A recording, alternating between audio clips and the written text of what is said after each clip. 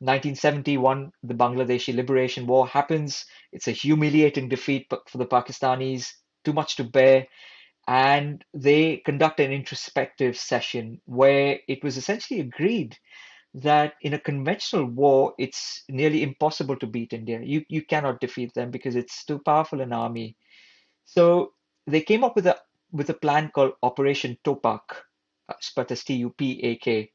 Um, it was essentially driven again by the Pakistani intelligence, the ISI, and while they were supplying arms to the northeast India right from the 1950s, the real issue really begins now after the 71 war, where it was strategically clear that they wanted to bleed India with 1,000 cuts. So how would they bleed India with 1,000 cuts? They create problems in Jammu and Kashmir.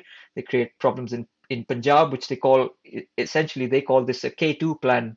Um, K2 as in Kashmir and Khalistan, and they would essentially create unrest within India, which will trigger some sort of a balkanization, and India will self-implode into various states.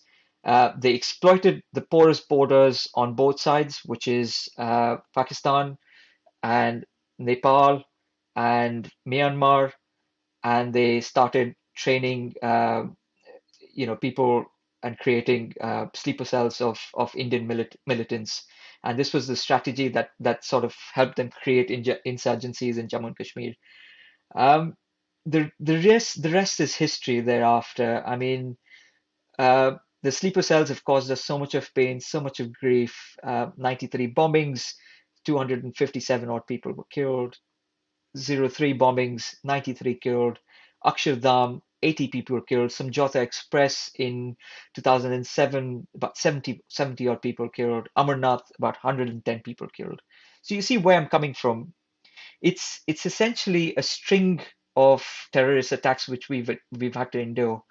But we forget and forgive too easily without demanding much accountability.